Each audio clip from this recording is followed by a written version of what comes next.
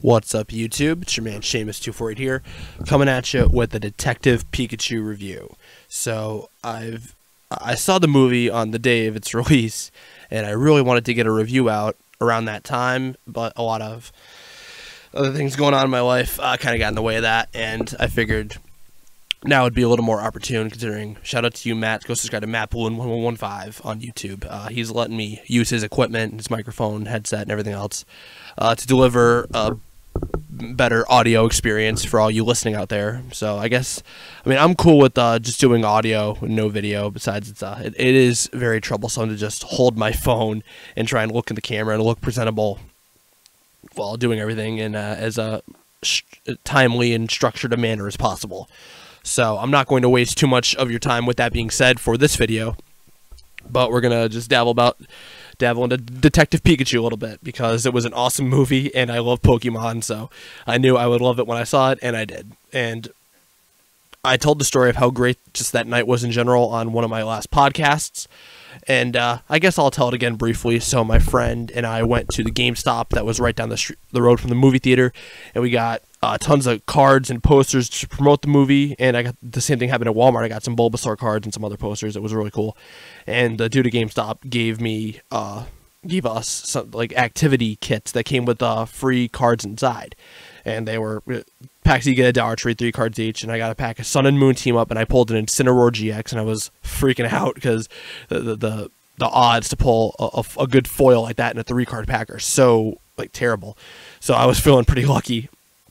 But we're going to talk about Detective Pikachu. So, of course, Ryan Reynolds plays Pikachu. He does the voice and motion capture. And then, of course, this is a spoiler review. So Ryan Reynolds does appear as the boy's dad at the end of the movie. So, again, this is a bit of a spoiler review. So I figured this is also a better time to do the review after it being out for a while, so spoilers aren't that big of a deal. Same thing with my review of Endgame. I waited a week for it to come out. So even though I didn't get a lot of views because I'm a small YouTuber, I figured I'd wait a little bit and to be able to talk about it with spoilers without, anybody who did stumble upon the video ripping my head off for spoilers and that sort of a thing. So, so like I said, Ryan Reynolds is in the movie as the voice of Pikachu, and he's also the father. Tim's father, Tim Goodman, the other protagonist, is played by Justice Smith. And so the story is that Tim has to look for his missing father. His father's presumed dead after a horrific accident that was caused by Mewtwo. And Tim is eventually led to believe by Lucy Stevens, played by Catherine Newton, who is a junior reporter accompanied by Psyduck. He discovers that his father's not dead. His father is missing. And with his dad's trusty Pikachu in tow, they search on this very hilarious quest to go find his father. And, of course, in the meantime, there is Howard Clifford, played by Bill Nye. Not Bill Nye, the science guy. Bill, I'm reading it right now off Google. It's Nighy. Nighy, whatever. But he is, I believe he's the villain. And, so, again, this is just me going, this is me going off me seeing the movie almost 2 weeks ago. I'm so professional, aren't I? So, he tries to deter Tim and Pikachu at every turn to try and undermine their little investigation. And, of course, there's a lot of comedy here. I mean, it's very digestible. I mean, it's not just something for your kids to go watch and then you, the parent, sit through it and sleep.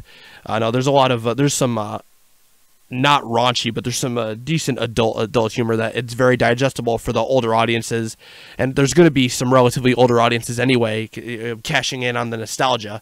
But the good thing about this movie is that it doesn't simply cash in on the nostalgia. It does provide a good movie first, and it doesn't just give the diehard fan in the same vein like the Yu-Gi-Oh movies did. It isn't just a cash grab that only the diehard base of fans would want to see a movie for the parents to fall asleep to, because that's a sign of a failed movie, and Detective Pikachu does not fit that mold in the slightest.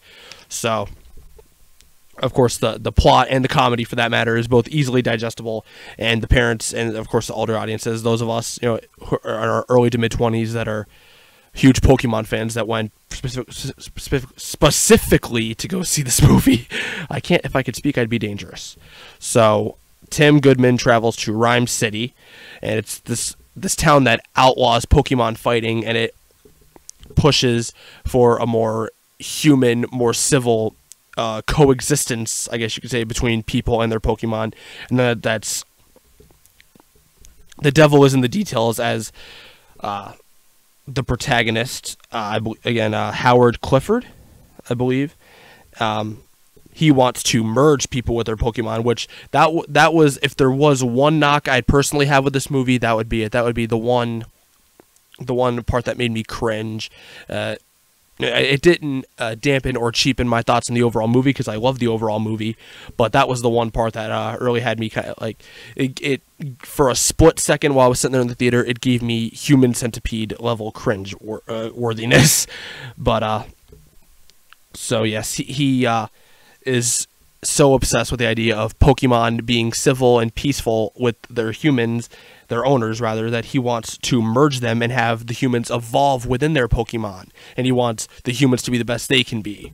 But I guess he thinks Pokemon are better than the humans inherently. So that dastardly plot is exposed as Tim and Pikachu continue their investigation, and then it's found out that the Tim's father's accident, which caused by Mewtwo, was all staged, and Pikachu is actually Tim's father, who Mewtwo merged Pikachu with his dad, so that to prevent the dad from dying, he would live on in Pikachu. So and then that causes Pikachu to have some memory loss and not know any of this until he discovers it later on at the end of the movie. So before I continue to try and poorly explain the plot, just a rundown. The graphics are great, the animation and the visuals are great. I was really honestly expecting this in terms of how the Pokemon themselves are designed with this CGI. I was really expecting it to fall flat on its face, but I'm so pleasantly surprised that it didn't. This is a very gorgeous, well animated, well choreographed movie. The visuals itself are great. Obviously the humans behave and act fairly realistically. It doesn't remind me of the Yu-Gi-Oh anime, for example, and draw another comparison where a lot of the scripting back in those days was really cringeworthy, really drawn out, and definitely does not make in retrospect a very digestible watching experience, because it does distract from the plot a little bit. Thankfully, a lot of those pitfalls that plagued a lot of 2000s anime, especially a lot of the westernized anime that made its way over here to the US, a lot of that is discarded with Detective Pikachu, and it reinforces a lot of what made the Pokemon anime a lot better in comparison to some of the other anime that was out there at the time. And again, acting is great. The visuals, specifically the animation of the Pokemon, I was really expecting it to. Again, considering we've seen the Sonic trailer and a lot of other trailers for movies that have been coming out in recent times, I was really expecting this to generate a lot of controversy and a lot of backlash. Thank God it didn't, because it looks great. The movie itself was a great movie-going experience, and Scott Mendelson of Forbes called the film the best video game movie ever, and I do happen to agree. I think, again, most other films, like I said earlier, would have just been a cash grab, and that would have come at the cost of the film having any dignity in terms of the scripting and the plot, and not having much of an emotional through line. But thankfully, Detective Pikachu does do that, and it does have. There's some there. There's a bit of concrete and body to the story, and I definitely did appreciate that as a Pokemon fan going in to see this movie specifically for that reason. And something I think, despite it being PG, despite it having a little bit there for the adults, I think that works in the film's favor, because again, like I said, this isn't a film for you to bring your kids to so you can take a 2 to 3 hour nap. No, this is a film for every audience, of course, specifically for Pokemon fans, but just the casual novice moviegoer going in to see this, there's no out for you. If you go to watch this movie, you're going to find yourself paying attention and staying emotionally engaged for the entirety of the film. And I do appreciate that, especially considering I don't want to go to a movie just to pass the time. I don't see it as a distraction or something like that. I want to be engaged. I want to have a good movie-going experience. Thankfully, Detective Pikachu does deliver that. I hope I've described that and I've articulated that in fairly decent detail. Of course, being a Pokemon fan, I definitely did appreciate all that the movie had to offer, and I'm going to give it a 4 out of 5. And I want to know in the comments below specifically what your thoughts are on Detective Pikachu, if you enjoyed the film. And if you enjoyed this review, you can smack the like button, leave a comment, subscribe. And on that note, I'm Seamus248 signing off. We'll see you next time. Thank you. Very quickly, one last thing I did want to point out, Psyduck does steal the show in this movie. He is hilarious. There's a lot of comic relief. And again, as I mentioned, considering how relatively gripping the plot is emotionally in terms for the viewer, there is a bit of comic relief that is needed at times, and Psyduck provides that. I'm pissed that I stopped recording when that thought came into my head, and I was reminded of that. So just wanted to close out the review properly on that note, making sure I got everything in that I needed to say. Thank you for listening. See you next time.